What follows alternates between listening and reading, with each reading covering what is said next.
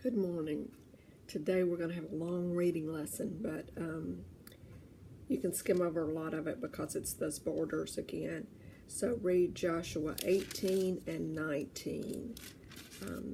And pause me and read Joshua 18 and 19. Okay, so we're going to talk about the division of the rest of the land. So they meet at the tent of meeting, which is the tabernacle. This is where the Ark of the Covenant is kept, and Shiloh is a central location to all the land that they've conquered.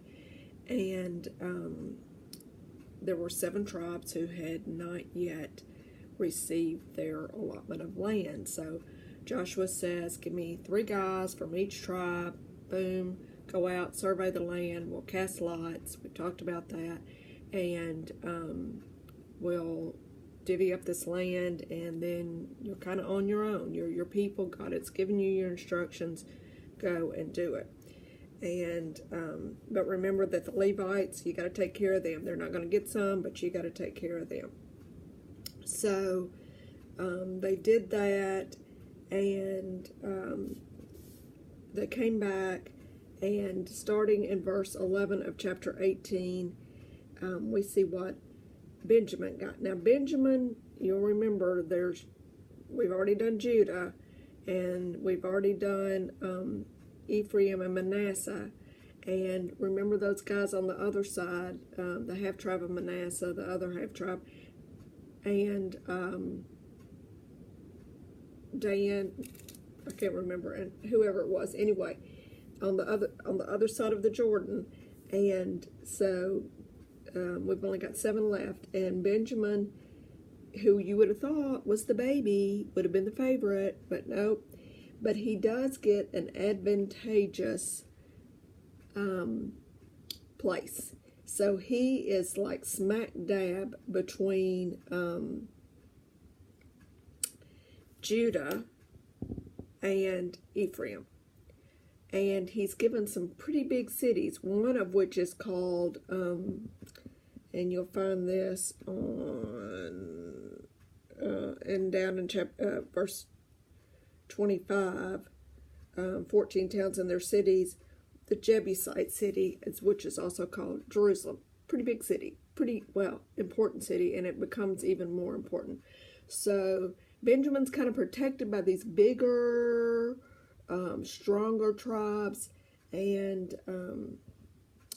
he got kind of a sweet deal. He was not a huge tribe, but he got a sweet deal here. And then we did, going into chapter 19, Simeon and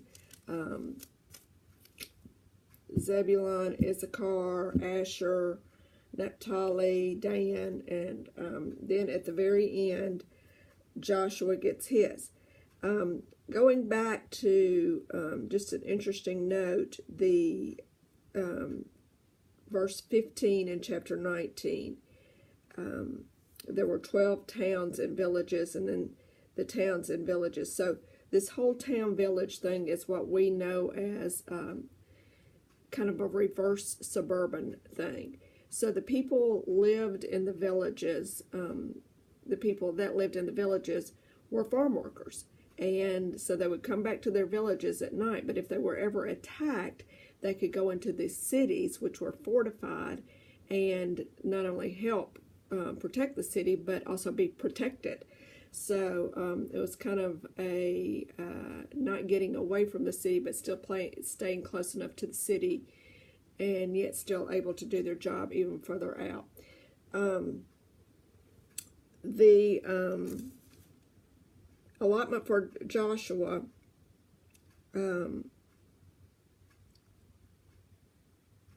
was given to him just like it was given to Caleb. We talked about that yesterday. It was given to him, and he built up a town, which I don't know how he had time to build up a town because he was already 85, but he built up a town and settled there.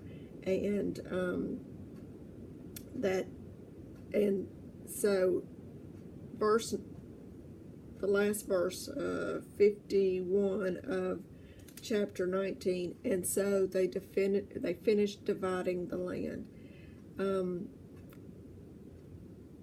This was it. this was their whole reason for leaving Egypt, their whole reason for, it started back with Abraham. This is it. This is what God has promised, and down to these boundary details. This is what God has promised. This is, I told you to have the land.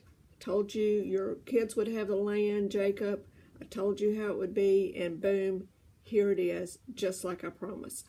And so I think the key here is it's not always in the way that we think. Maybe Jacob thought, oh, great, tomorrow my kids are going to have all of Israel. No, this is how many years later? 400 years later, they've been in captivity. One of his kids had to be sold into slavery, become the second in command in Egypt. They had to traverse across the wilderness for 40 years. They had to battle their way into Canaan. But this is it. And all they have to do now is finish taking the land. So it's theirs. It's theirs for the taking. All they have to do is do it.